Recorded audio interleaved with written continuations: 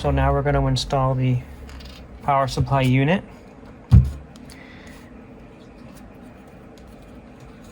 The secondary or the 3 output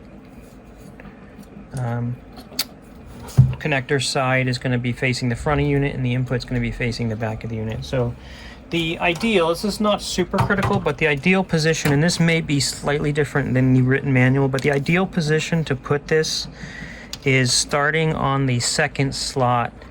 So this can be installed anywhere along these slots. So it's designed to be able to position it. You're going to want to use the M3 lock washer on one of these M3 screws. So you're going to be using the M3 panhead screw, M3 by 5mm. Do not use a screw longer than 5mm because you'll go through to the actual PCB inside the PSU. So this is going to go here, and I am going to start to thread one here.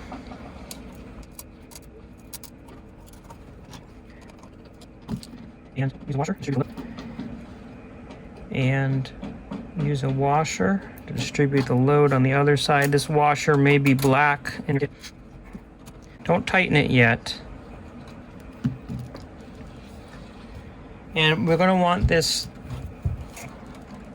PS unit, power supply unit, to go as high up as we can get it, pretty much, but we will be installing this 3M ribbon cable clip later. It's going to be going something like this, so we want to have clearance for that, and it kind of sets a good height for it.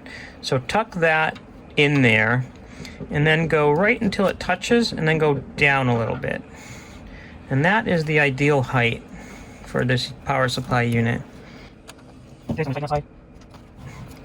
Now I'm going to tighten this side, and again, there's a lock washer there, and it's going to bite into it because that screw actually connects to an insert on here that is connected to the primary side ground.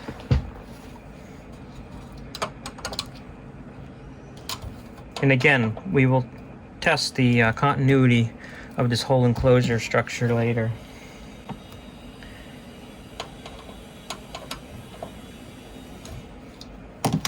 Okay, hopefully you can see this pretty well.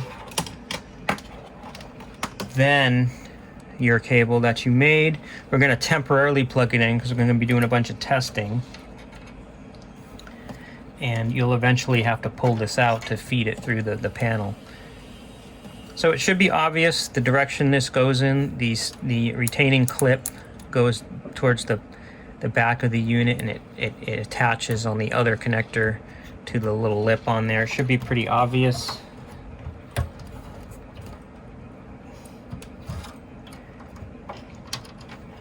And then the short wire here attaches to the bottom tab on the IEC jack, the lower tab of the two that are unused.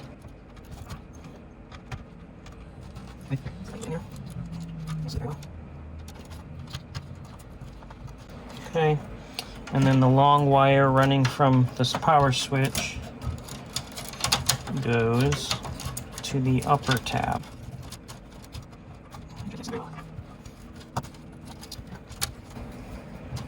And incidentally, obviously you could install quick connects, 4.8mm 187 quick connects to attach to the switch as well if you wanted to. If you've got the proper tool with the proper die, and you can do very reliable crimps, there's no reason why you couldn't put them here, because the tabs on the switch on the BOM and in the kits, if you bought a kit from us, are the same 4.8mm tabs as elsewhere.